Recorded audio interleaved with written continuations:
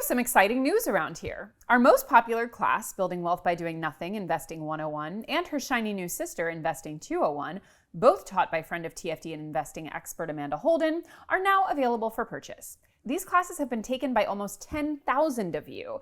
And many of you enjoy learning in a live virtual classroom setting, but a lot of you have also let us know that you prefer to do things on your own schedule. So ask and ye shall receive. These classes are the recorded versions of Amanda's live investing course. Each course is available for $125 and includes access to the full course designed to be taken over 4 weeks or at whatever pace feels best for you, the course syllabus, corresponding homework to go with each lesson, presentation slides that go along with each class, access to pre-recorded office hours where Amanda answers students' investing questions, and additional resources from Amanda to help you along your wealth building journey. If you've been wanting to learn how to invest and build wealth, these are the classes you need in your life. Amanda's an incredible teacher and a personal friend of mine, and she makes learning this hard stuff actually fun and entertaining. We definitely recommend taking the 101 level class first, but both are available for purchase at the links in our description. Hello, everyone, and welcome back to an all-new episode of The Financial Confessions. It's me, your host, Chelsea Fagan, founder and CEO of The Financial Diet and woman who loves to talk about money. And there are certain days when I am just very, very, very excited about the person that I'm going to be speaking to because I have been a long-time admirer, fan, viewer of their work, and today's guest is one of those times. There are just certain YouTubers, as many of you probably know, I am a YouTuber myself, but I'm also a big consumer of YouTube. I love YouTubers. I have had the pleasure of having some of my favorite YouTubers on the channel, Philosophy Tube, Big Joel, Hannah Louise Poston, Tiffany Ferg, Simply Nailogical. I have had a lot of really fantastic YouTubers on the channel. And I have certain YouTubers in my feed, some of whom have not responded to our emails, so get it together, guys, because I will remove you from my favorites list. No, I'm just kidding. I never would. But I have certain YouTubers who, when they drop a video, I'm like, stop the presses. We are eating today. And it is all the better when that YouTuber typically makes much longer form videos, which is the case of my guest. She is what you might call a video essayist. Again, someone who typically works in a slightly longer form for YouTube and who speaks about culture at a lot of really interesting intersections that we too here at TFD often speak about.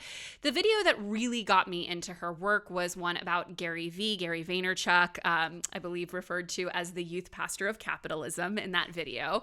And I just thought it was an extraordinarily interesting take on not just the figure himself, but the movement that he represents and the way of thinking that, in my opinion, has heavily infected our social networks and our ways of thinking about our own lives. In the case of Gary V, I'm not necessarily his target audience. First of all, I'm a woman, so let's start there.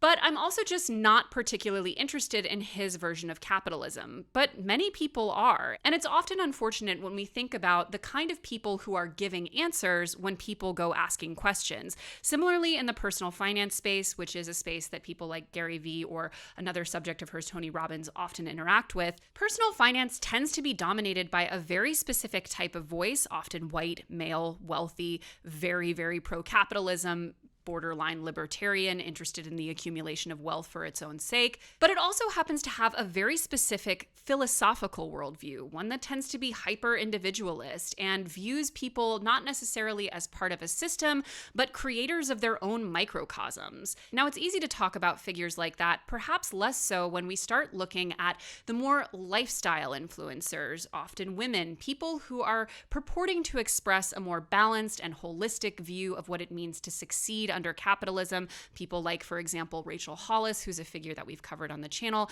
and someone my guest has covered as well. But I think it's really worth interrogating the kind of messages that are being screamed at us from all corners of the internet. And again, who is waiting with often quite dubious answers when we ask these very basic questions of life, from how do I earn money to how do I spend it in a thoughtful way to how do I get married to how do I impress girls to any number of questions that young people are often typing into search engines and or social media.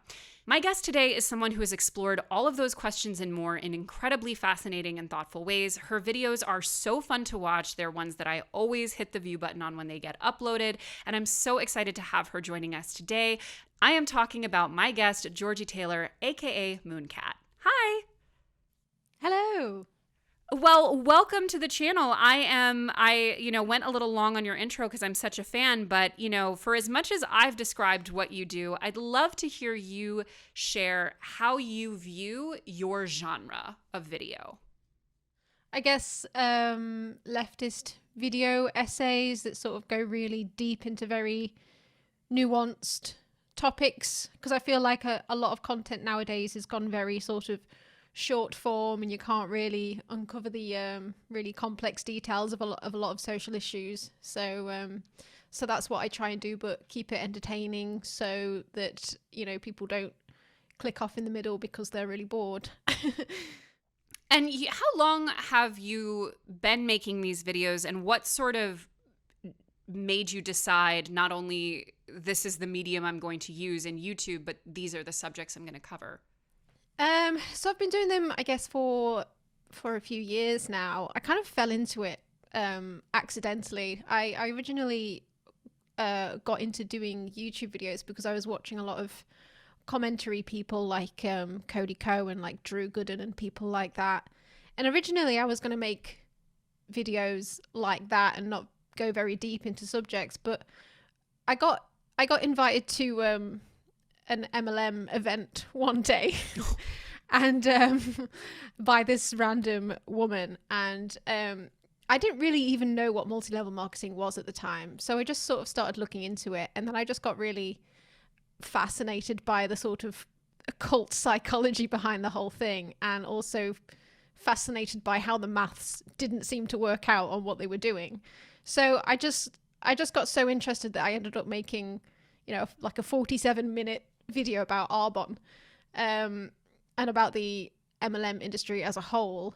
And yeah, I didn't even mean to make essays. I think it just naturally comes to me to try and uncover absolutely everything about a subject that I possibly can, and then try and put it all in a video. And I guess now 47 minutes for a video, I would consider that short now.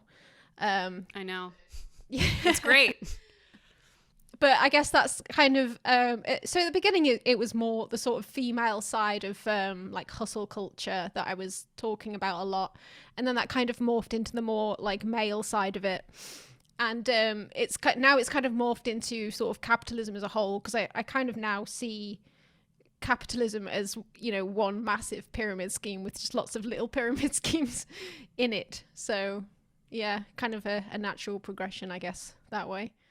As I mentioned in the intro, for me, a really central theme of your videos that really ties them together is that specific angle of these are the people in our various corners of the internet, and they overlap to some extent, but a lot of them are pretty separate. But these are the people on the internet who are really purporting to have the answers to a lot of questions that young people are asking, where the problems are valid, the concerns are valid, and the answers, I think, and I feel safe saying you often think, are just sending them in totally the wrong direction, and often making the problem worse. Like, I think a pretty common was you did a video recently about the manosphere.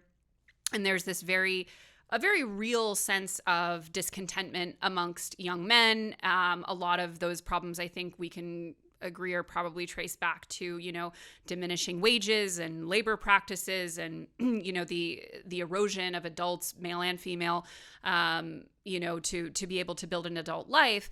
And unfortunately, a lot of the answers are sort of repivoting those men to, well, the problem is women, and the answer is becoming sort of more mercenary and more misogynistic and all of these things that, it wasn't that labor standards in America were better in the 60s. It's that you were able to control and often abuse women.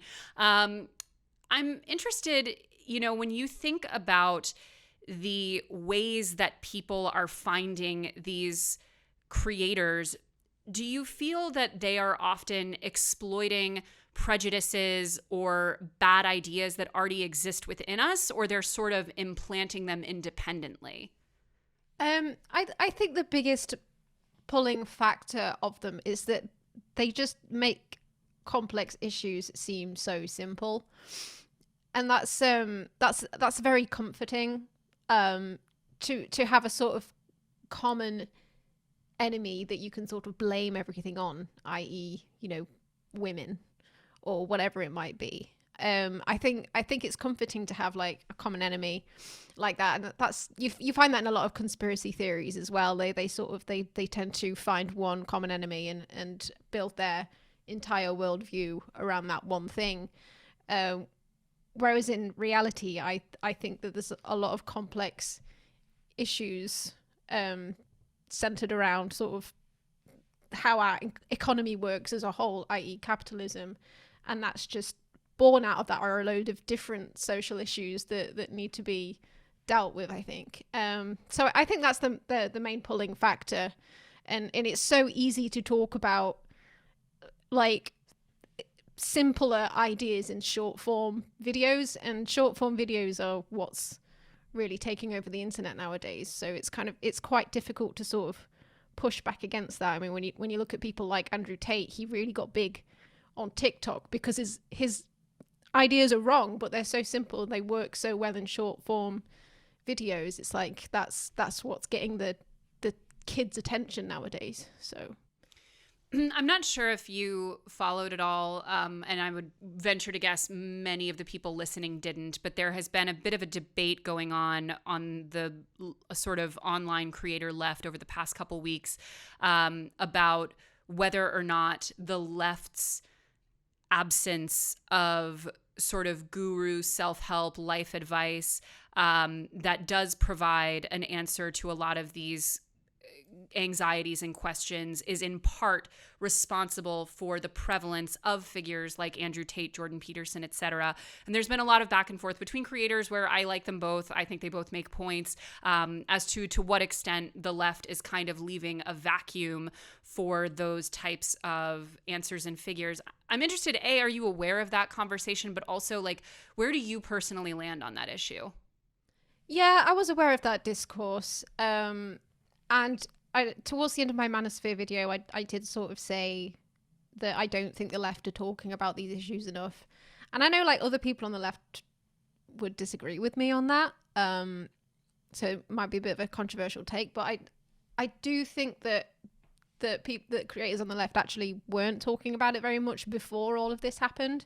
I think they are now, which is a good thing. But I don't think they were before. But also like the very individualistic nature of right-wing content just fits in with that kind of misogynistic worldview so well as well, because it's like they're saying you can fix this on your own, you don't need help from anybody else, whereas leftist values kind of go against that a little bit. And I think on the left, people need to talk like a little bit more, I think, about sort of literally helping yourself a bit more, and talking about going to the gym and just improving yourself. Like, yeah. As I mentioned in the intro, your video on Gary Vee was really sort of like introduced me to your work. Could you explain for people who maybe haven't seen the video what you mean by the youth pastor of capitalism and what that sort of represents for you? So I feel like he's a bit like a youth pastor because he's, I guess, trying to, appeal to the youth, but he's just so in your face about it. And so, I don't know, I guess he just talks a lot, doesn't he? And he's so excited all the time. And I guess that rubs off on a lot of people, which I guess you could see as a good thing. But, there are a lot of problems with what he says as well, I think. So. Absolutely. And, for me, another person that you've covered that has a lot of overlap is someone like a Tony Robbins.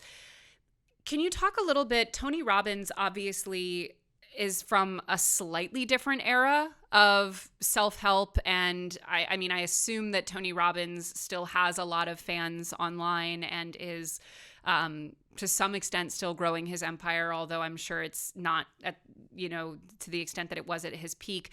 Can you talk a little bit about how you view sort of self-help and especially male-targeted self-improvement, how it's sort of evolved from an era of like a Tony Robbins, stadium tour to someone like to be perfectly honest, like a Jordan Peterson or an Andrew Tate, who I would assume in a lot of ways for a lot of people fill a similar role. Sort of what's changed and what's remained the same. I guess the newer social media sort of platforms that kind of favor this sort of shorter content has made them need to be a lot punchier, I guess, in the way that they deliver their content. And yeah, I guess Tony Robbins was more sort of, I don't know, he was still kind of cultivating a cult around himself, which I guess these newer ones do a little bit as well. But the way it's evolved, I think it's become a lot more, it has become a lot more misogynistic. Like Tony Robbins was still very misogynistic, but I think it was a lot more covert. But the ideology was definitely still there. But I think it's definitely become a lot more overt now. The sort of bigotry that's kind of seeps in a lot of that kind of content. Do you think there's a reason for the bigotry becoming more overt and pronounced in the content? I guess there's more people to compete with online nowadays. Like everybody's shouting and trying to get attention on themselves, and I guess the more outrageous things that you say, the more attention you're going to get, and it still benefits you whether that attention is positive or negative. So I think that's why it's just trying to get attention.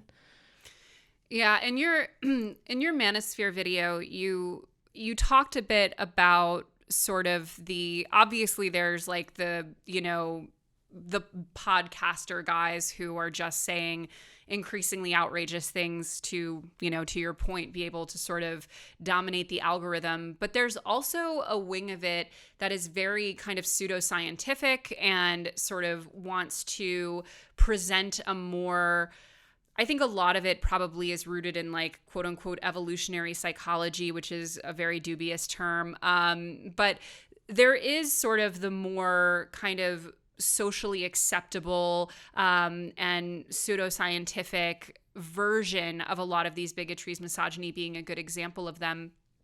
Can you talk a little bit about the ways in which the more sort of respectable figures in these movements, how they kind of intersect with, someone like an Andrew Tate who's just, saying any old thing on camera? Yeah, I mean, I haven't seen enough sort of pushback from, other right-wing influencers out there, I guess, to really say anything against him. Like, I mean, even in the UK, like people like Piers Morgan don't really like push back on, like he interviewed Andrew Tate, and like I don't think he really pushes back on what he says a lot. So yeah, I mean, I think they probably should do that a lot more, but there needs to be a sort of way to get out of that extremely misogynistic pipeline, I think, that doesn't really exist, because it's only people really on the far left that are talking a lot about it. And I know that the people who are fans of Andrew Tate aren't really going to come to my video. They're not really going to be convinced by me. So, you say that, but I think we'd be surprised. I mean, like, for example, someone like ContraPoints has talked a lot about the number of people who, and I mean, I'm sure it's, we're still talking a drop in the bucket, but I do think, like, for example, her video about incels actually did really impact a lot of the people watching it who probably did fall into that camp. And I think especially kind of being able to draw a parallel between something like the experience of an incel forum and the experience of, the 4chan trans forums. I think there actually is more of an opportunity for not conversion necessarily, but at least exposure to different ideas through a platform like YouTube. Like, for example, the reason that I feel much more bullish about YouTube as a platform than basically any other is because, I mean, your videos are like 2 hours long now. Like, you definitely get a much more nuanced crack at trying to be able to speak to people. Yeah, I probably put myself down a bit too much. Like, I do get some comments that are like, oh, you've I was falling down that pipeline, but you've kind of brought me out of it. I mean, I don't know how many people I've convinced, but yeah. Well, also, like, most of the people don't leave comments. So, I mean, I really don't know, but I guess it depends what kind of content that you respond to as well. Like, some people say that, like, trying to debunk their ideas with, like, facts and logic doesn't matter anyway because everyone's just going off vibes. And I think that's true for a lot of people. I think a lot of people just like to go off vibes, and then they just sort of cling on to whatever facts back up their feelings. And but I think with some people they do really respond to, like, looking at things really sort of scientifically and really looking into, like, the studies and stuff. So yeah, I think it just depends what kind of content that you respond to.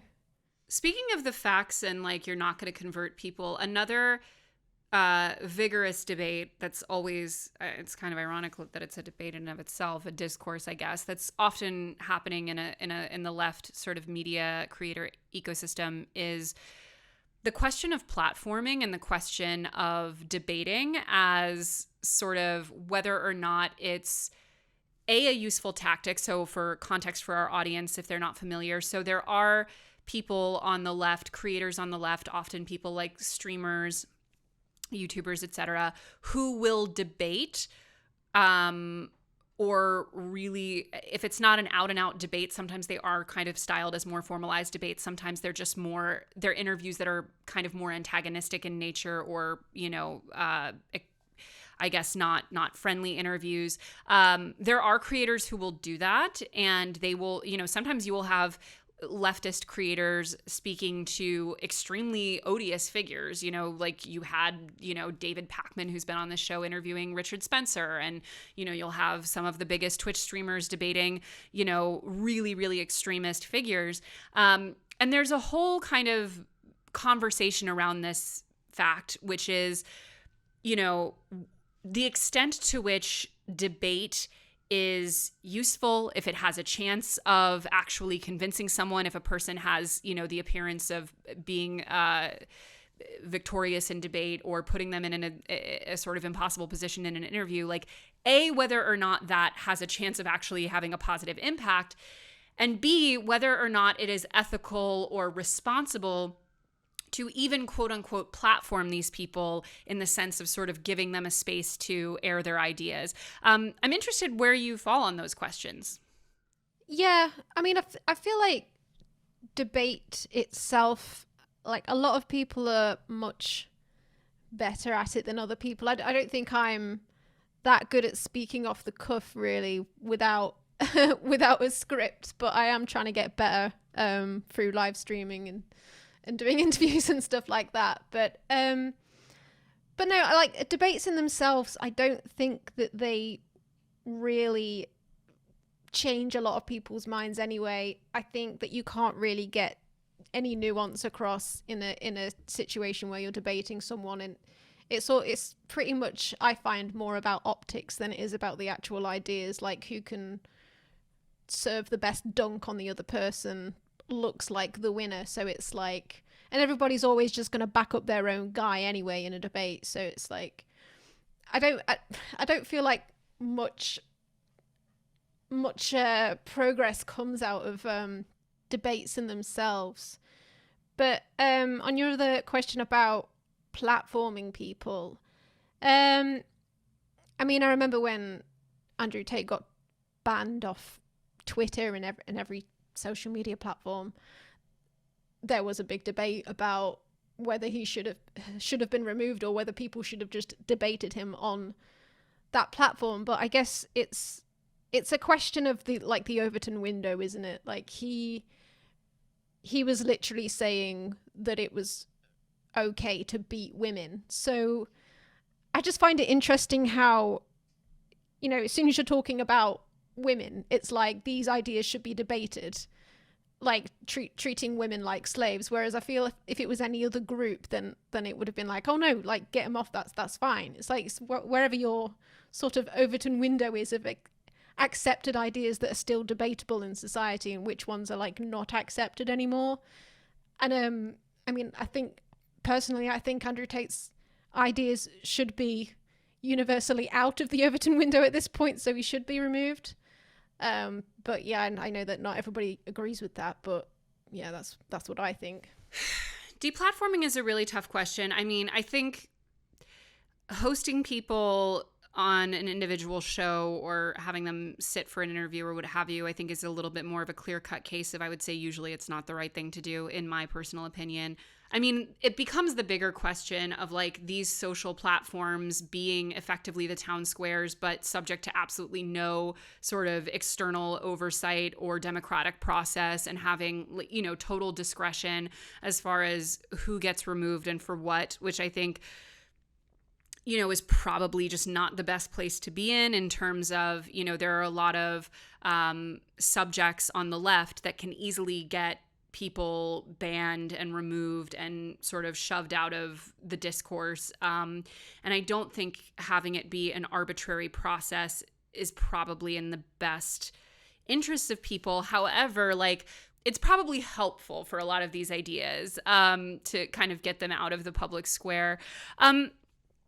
You know, obviously a figure like Andrew Tate is so clearly odious and should not be part of civil discourse, but you've also tackled subjects on your channel like Rachel Hollis, for example, who is someone who very much fits within the parameters of polite discourse and who for a long time was able to really credibly brand herself as kind of a feminist icon and empowering and, you know, all of these other positive sort of identities. Can you explain a little bit what draws you to figures like a Rachel Hollis and how you find those types of figures insidious as opposed to someone like an Andrew Tate?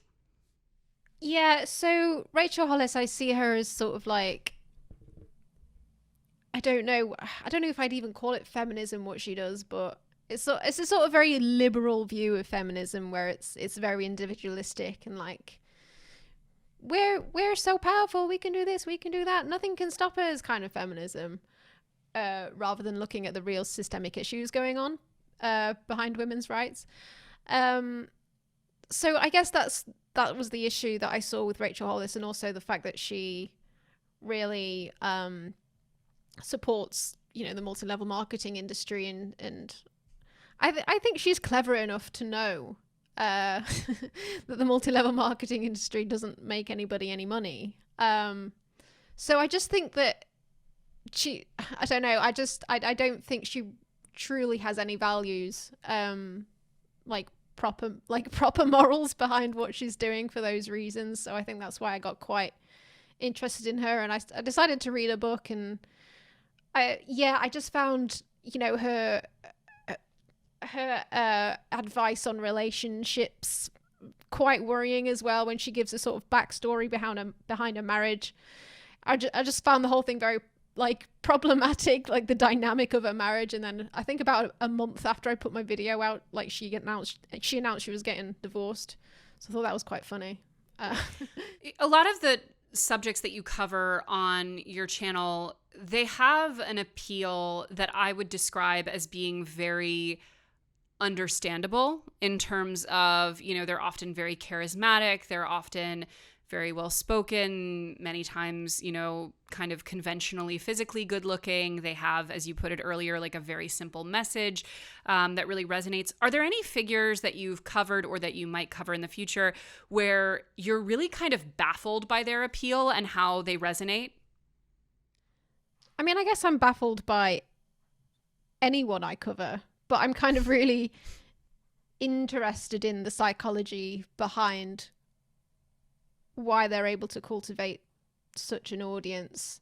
And I guess it always comes down to like people who are in a really bad place in their lives, and are really looking for a way out, and they find someone who's sort of giving them a very simple answer. So I mean, it always comes down to that eventually. So I mean, yeah, you know, it's not his individual sort of, I get the initial value proposition of Jordan Peterson.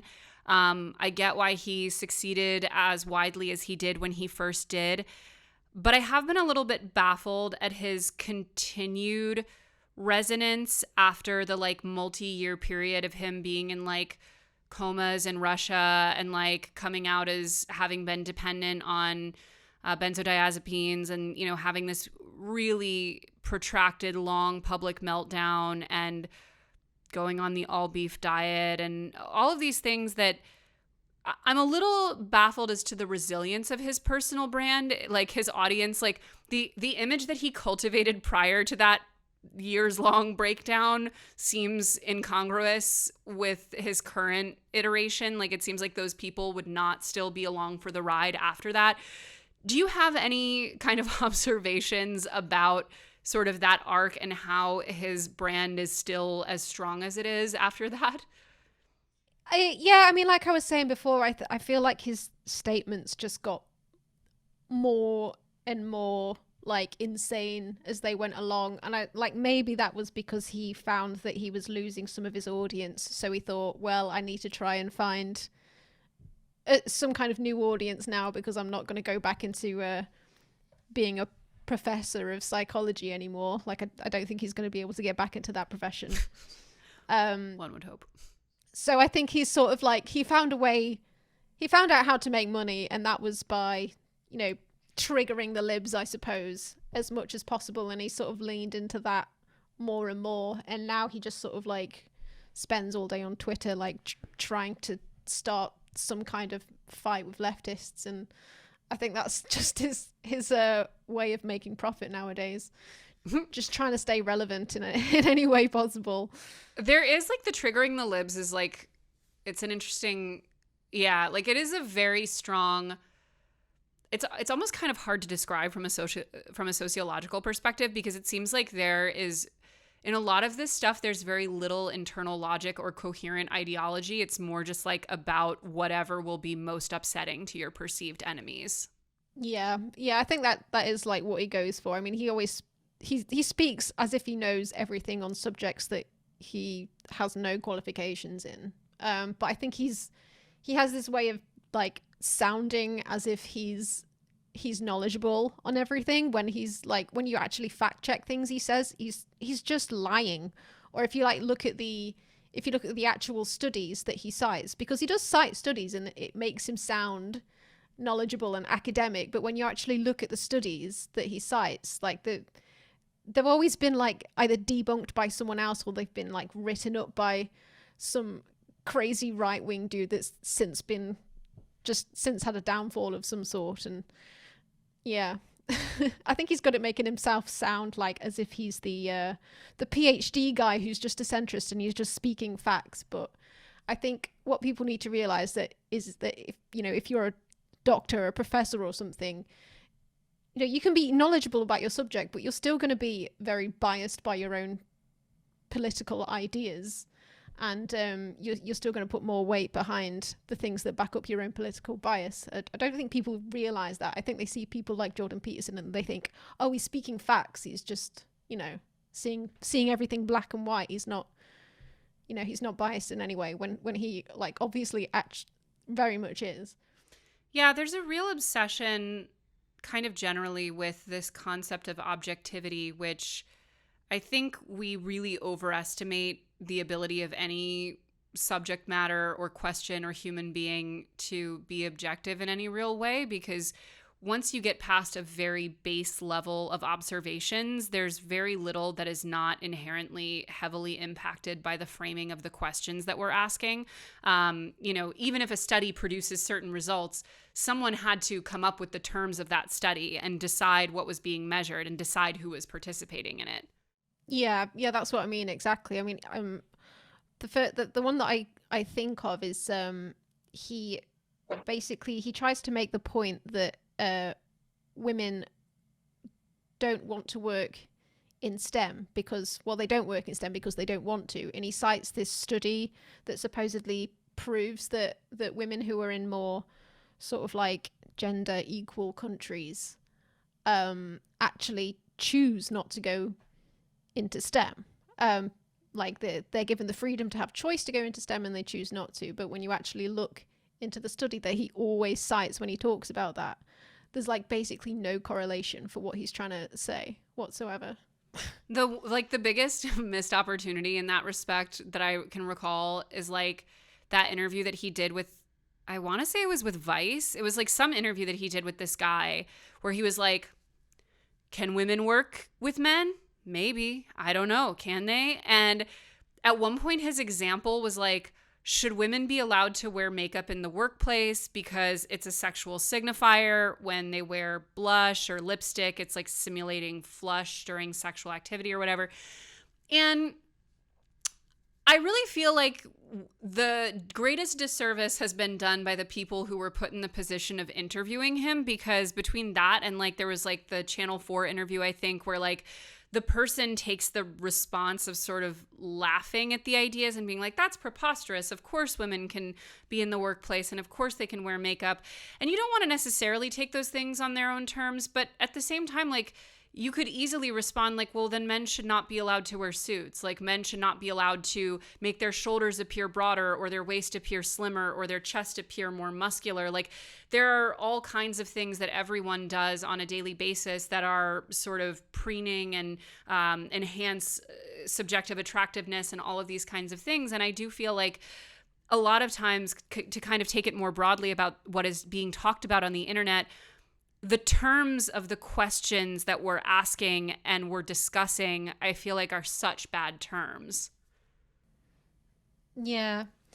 Yeah, I think moments like that with Jordan Peterson, that's where he sort of like slips and goes quite mask off, because yeah, you're absolutely right. It's the same when he shaves his face, like he has a haircut, like it's like he's taking care of his appearance as well. Like that's exactly the same as what a woman does when she wears makeup. It's, yeah, it is kind of ridiculous. But I think he does like slip like that sometimes, and his true values do really come out. Like he tries to make it seem that, you know, women don't want to be in the workplace, when really what he's thinking is women should go back to being controlled by men, because his entire ideology is based around hierarchies, and he quite clearly thinks that women should be on a lower rung of that hierarchy. And that's kind of like a mask off moment where he kind of really admits that, but doesn't say it.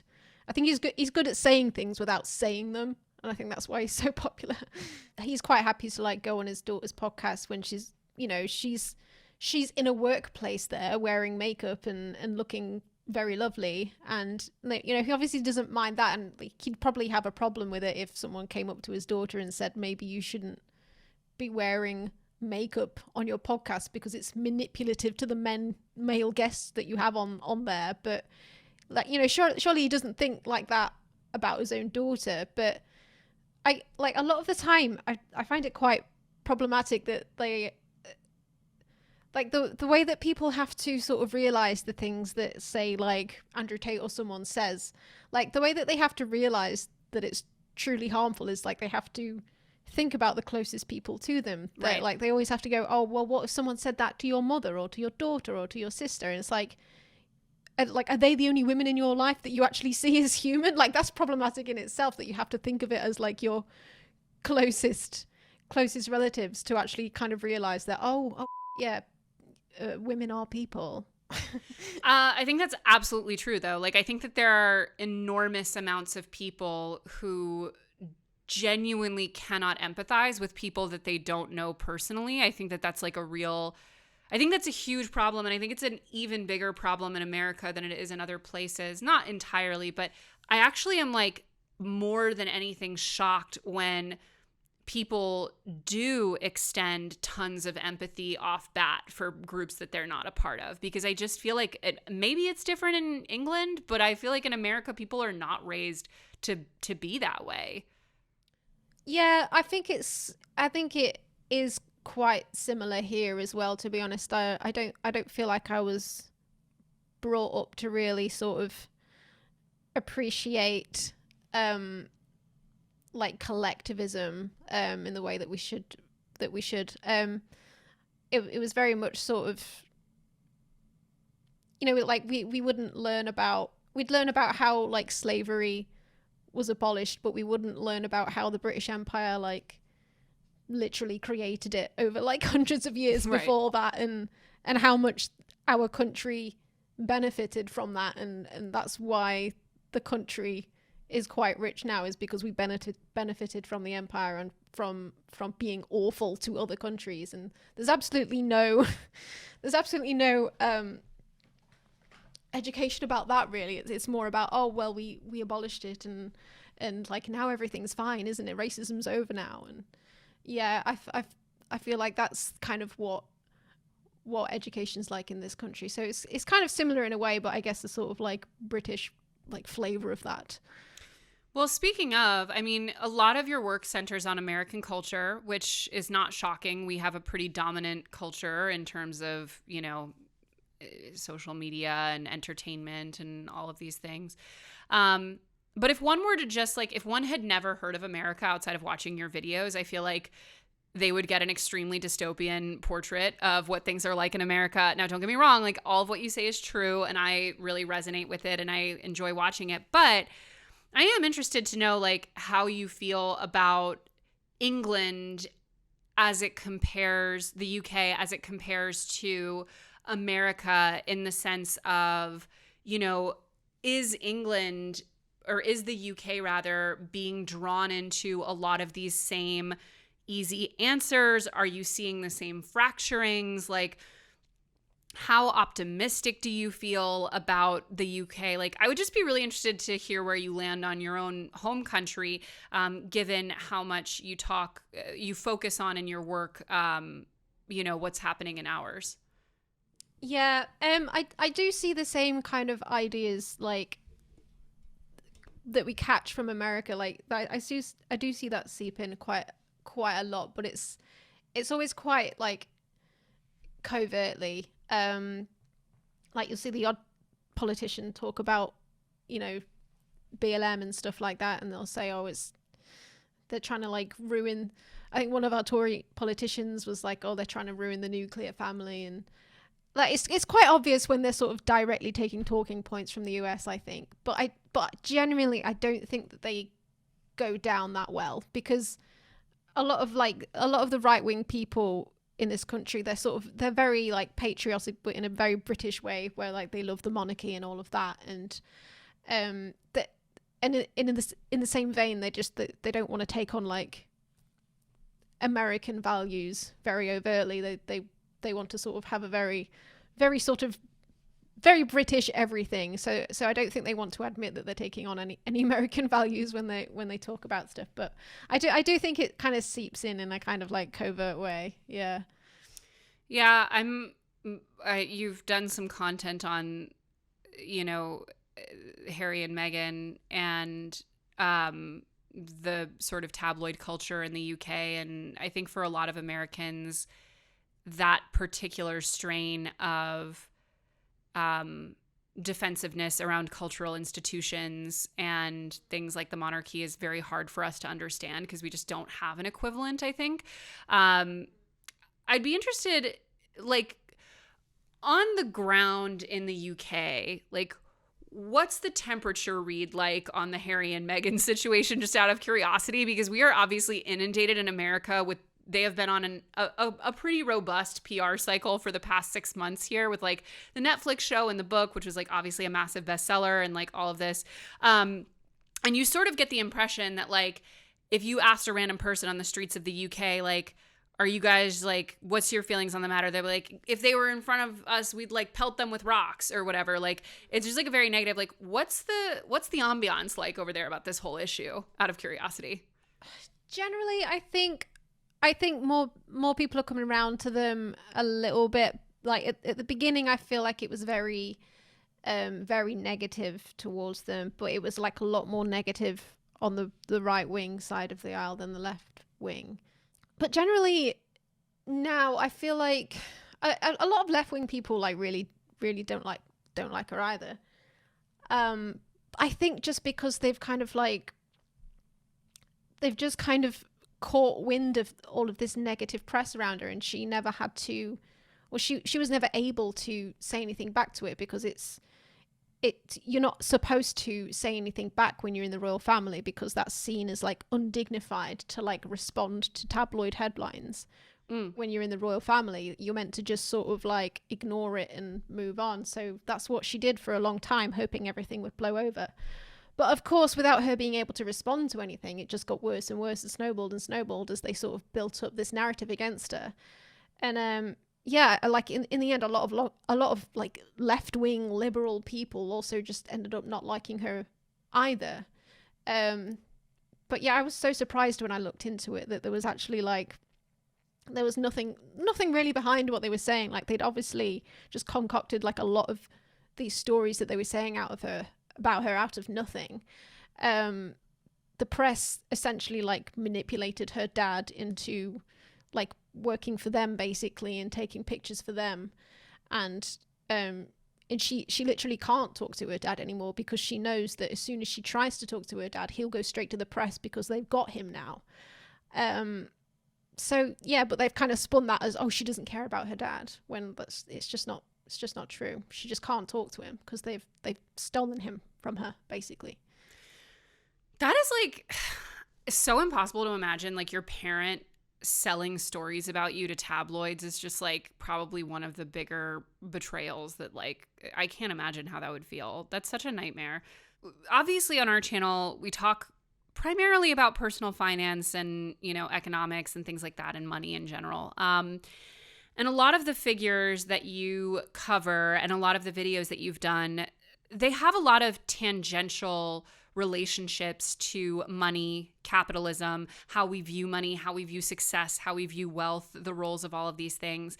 And a lot of the figures that you've covered, like, I'm sure it was like unintentional, but like basically that whole side of the, you know, digital sphere was caught up in crypto. Like, a lot of the people that you've talked about were also later on, or, you know, during the time that you talked about them, big into crypto and pushing it, because it was very, very popular in like a lot of the manosphere, you know, and a lot of the right-wing self-help and the hustle culture stuff. Like, you know, as someone who covers a lot of these figures, do you feel like the hyper-capitalist sort of point of view ethos still has a lot of purchase, or the sort of appeal of it and the resonance of it is starting to diminish?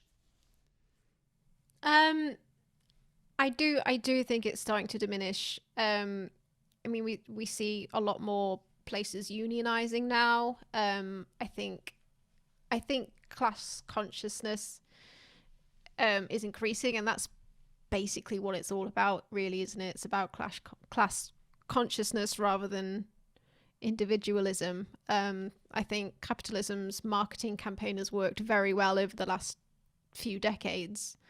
You know, if you just work hard enough, you can make it, kind of thing. But no, yeah, I think definitely people are coming to the realization, and I think the leftist online movement has helped that, and has grown quite a lot over the last few years.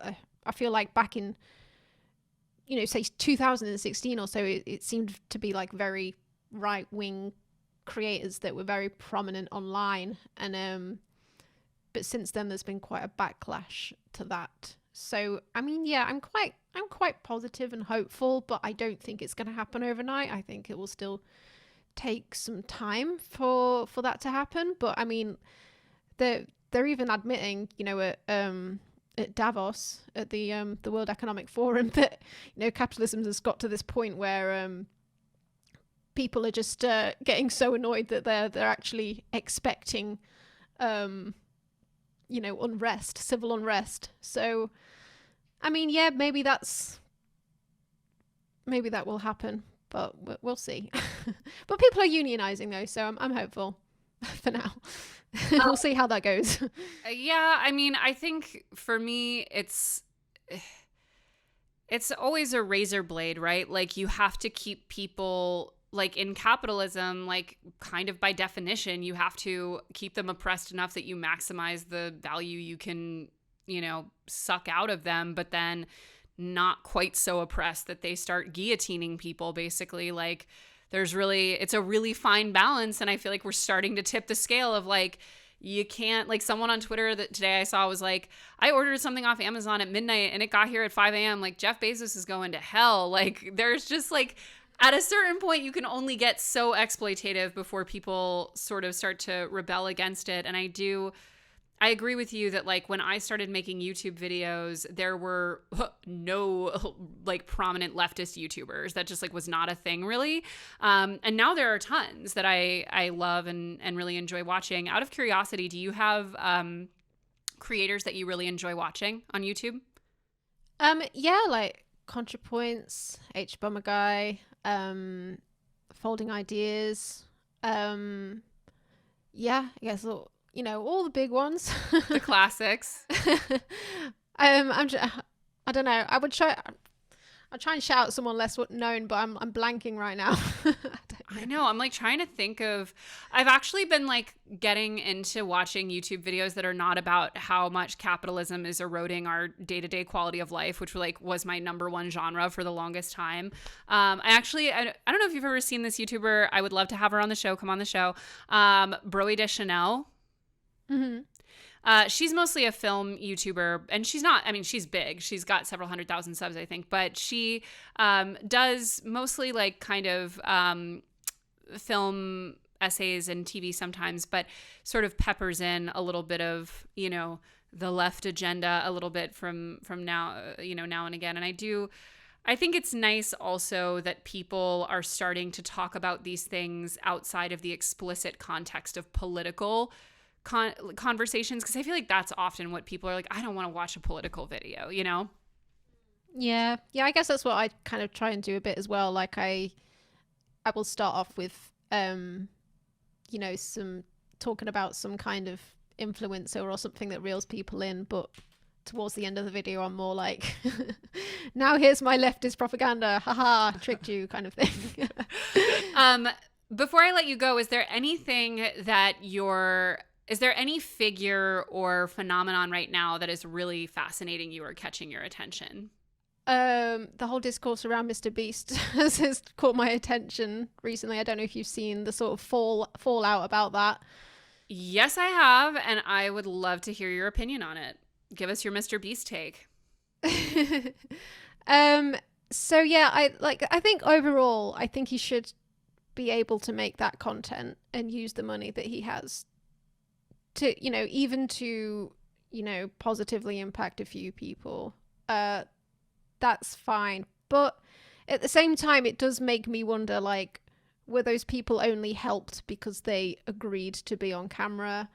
It kind of seems a bit like exploitative when you look at it that way. And also the fact that he just doesn't seem to talk about the issues surrounding why these people need help in the first place in his videos. What he does is he will point out that these people need help, but then he will instantly answer that question with, well, it's okay, I'm here to help.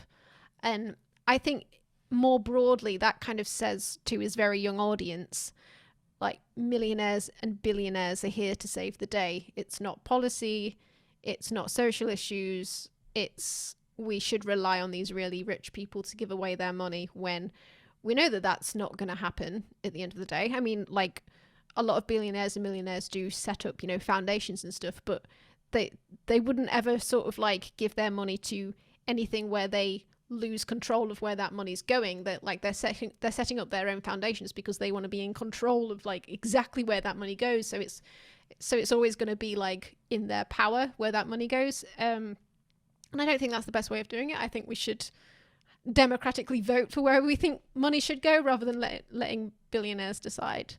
So I think he's kind of pushing that idea of that very capitalistic idea of it's fine for billionaires to decide what gets funded in society. I think that's what he's kind of pushing, maybe without realizing it. So yeah, I kind of think that's problematic, but I do think he's a massive capitalist in general anyway, so... For context, MrBeast he's the biggest YouTuber in the world, right? He's massively popular, and he does these, like, really big kind of, I don't know how to best describe them, like event videos where he'll do a really big thing, really dramatic thing. In the case of this most recent video, he cured the blindness of 1,000 people by getting them this surgery that's very simple and commonplace in a lot of the world and is very inexpensive by, I would say, Western standards, but is not performed on, I would assume, tens of millions, if not more people because of the cost. And he fixed the eye problem for like 1,000 people. And obviously, as you mentioned, they're on camera. And the video is massively popular and it has sparked that question. Now, to his limited credit, but to his credit, he did tweet the other day something along the lines of like, why are these people having to live, with this condition in the first place when it's so easily solved by such a small amount of money? And you're like, yes, let's go further with that question. Like, why is this happening at all?